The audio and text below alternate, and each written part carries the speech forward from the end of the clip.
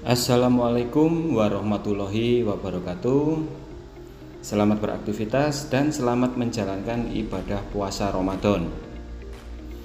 Dan selamat datang kembali di channel Dubi Properti, yang pasti akan membahas seputar properti, bangunan perumahan, dan hunian lainnya.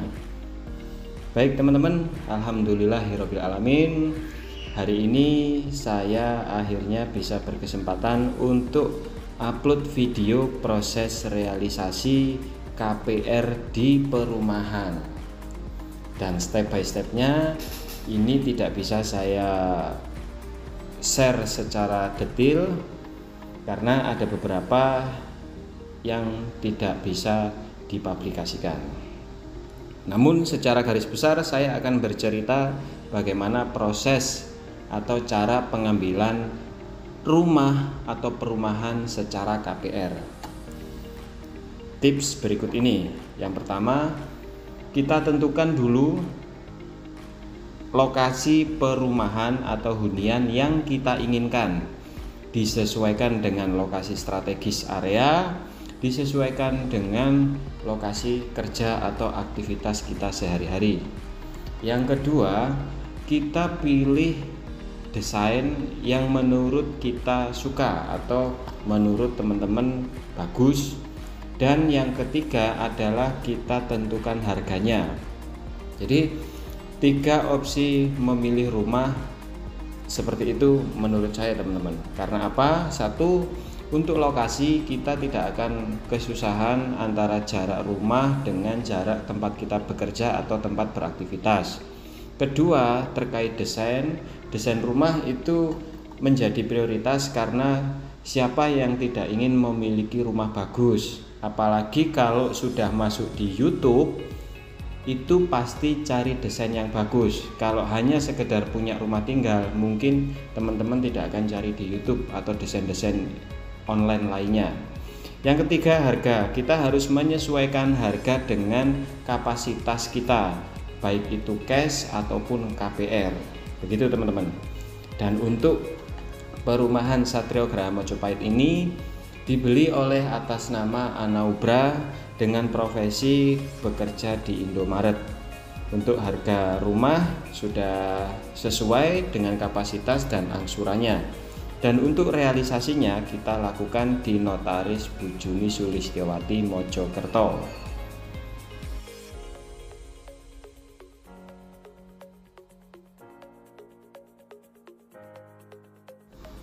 Baik, dalam proses ini ada beberapa hal yang dijelaskan dari notaris ke pihak pembeli rumah. Yang pertama terkait balik nama, legalitas, dan perjanjian-perjanjian kredit yang ada di bank, termasuk konsekuensi ketika melunasi sebelum jatuh tempo, ketika ada tunggakan, itu bagaimana konsekuensinya kita jelaskan secara detail di depan, jadi tidak ada masalah di kemudian hari.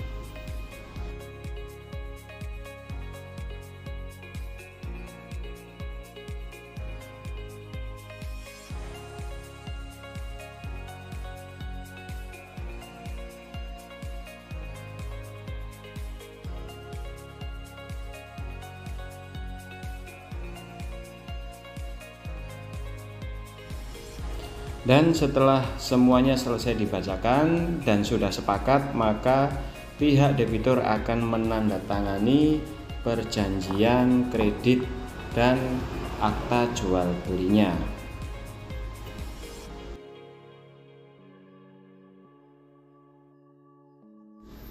Penandatanganan ini disaksikan langsung oleh pihak notaris dan dari pihak banknya.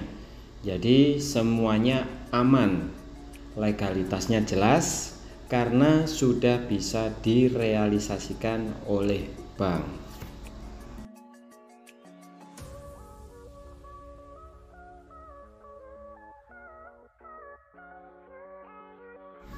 Dan kemarin ada yang tanya, "Kak, kalau belum menikah apakah bisa beli rumah atau bisa KPR?" Oh, bisa. Yang saat ini sedang berlangsung ini adalah calon pasangan pengantin yang akan diresmikan di bulan Agustus. Jadi untuk salah satu debiturnya ini menggunakan nama Mbak Ana. Nah kemudian apa itu jenenge? Lihat ngomong. Oke lah lanjut. Yang penting bisa ya. Jadi buat teman-teman biarpun belum nikah itu tetap bisa diajukan KPR asalkan dengan ojo titing-titing Bu. Dilakukan KPR asalkan dengan profesi dan kapasitas yang memadai sesuai prosedur dari bank. Nah, titing-titing mana? Iya, titing-titing mana? Bu, menunjuk-nunjuk ya teman-teman ini. Oke, ini Bu Juni. Bu Juni itu selaku notarisnya. Jadi di sini diterangkan langsung bagaimana skemanya, perjanjiannya, konsekuensinya, dan apa saja yang tertuang dalam perjanjian kredit, mulai dari angsuran dan lain-lainnya. Oke.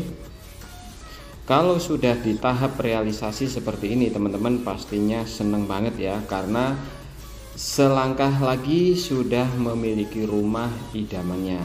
Jadi buat teman-teman jangan khawatir apapun profesinya, bagaimana statusnya, teman-teman bisa memiliki rumah secara KPR dengan catatan satu, tidak memiliki kendala di BI checking atau riwayat angsuran kredit yang bermasalah. Jadi kalau sudah nggak punya riwayat angsuran kredit yang bermasalah, insya Allah semua pasti ada caranya. Bagaimana? Bisa dikonsultasikan di 081259868126. Bangun rumah baru, beli rumah KPR, atau beli rumah second bisa di KPR kan teman-teman. Jadi enak, tinggal angsuran per bulan. Dan ngangsur rumah itu tidak akan rugi, karena setiap tahunnya nilai investasi sebuah rumah itu pasti naik.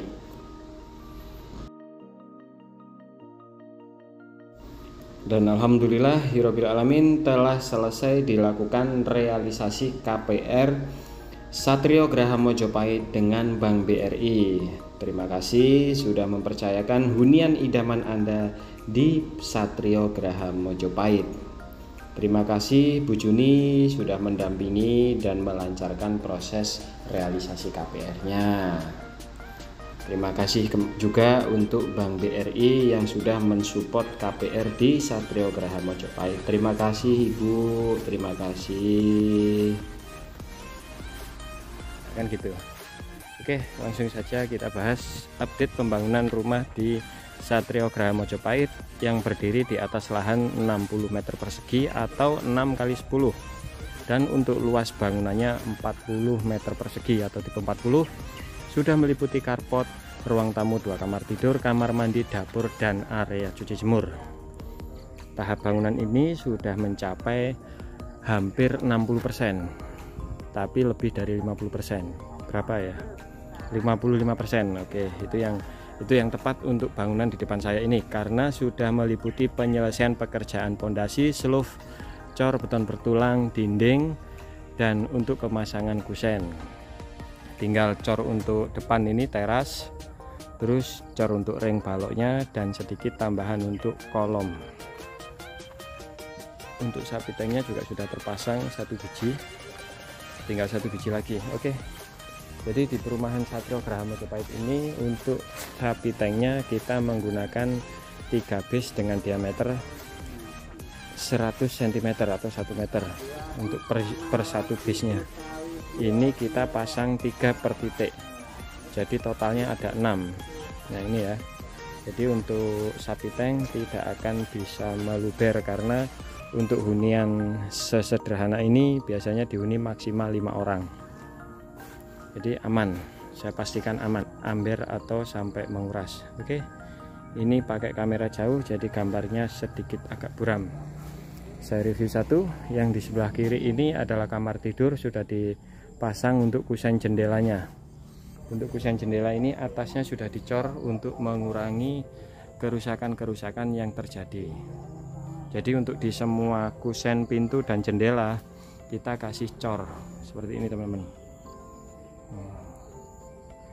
Ini yang seharusnya, tapi ada beberapa rumah yang dikerjakan itu tidak seperti ini. Akhirnya fatal. Apa yang terjadi? Ujung kusen pintu atau jendela mulai retak. Karena fungsi dari kusen itu bukan menahan beban di atasnya, tapi kusen itu untuk pelapis pintu dan jendela. Nah, yang menahan beban itu ini cor. Ya, cor di atasnya ini teman-teman. Nah, ini yang menahan beban. Jadi kusennya nggak sampai menahan beban, jadi lebih awet. Apalagi kalau pakai kayu yang kualitasnya rendah. Ini untuk pintu kamar juga gitu, kita kasih cor. Ini yang seharusnya. Kebanyakan di beberapa tempat itu tidak menggunakan. Ini yang bahaya dan beresiko. Apalagi kamar mandi itu harus wajib ya, karena untuk kusen dan daun pintunya itu kebanyakan pakai PVC kalau untuk perumahan.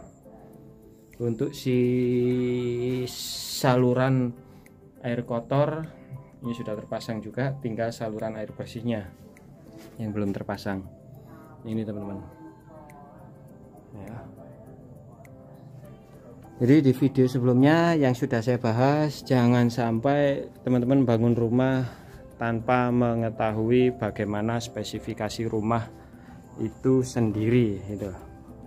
Jangan sampai nanti diatur tapi aturnya atur-aturan, hanya asal-asalan, tidak sesuai spesifikasi, resiko itu ya teman-teman. Dan rumah ini sudah dimiliki oleh Mbak Ana yang barusan tadi realisasi. Jadi nanti saya akan review setiap progres pembangunan di perumahan Said. Oke teman-teman, ini rumahnya yang baru direalisasikan tadi. Selamat beraktivitas, semoga video ini menjadi pelajaran atau bermanfaat buat teman-teman.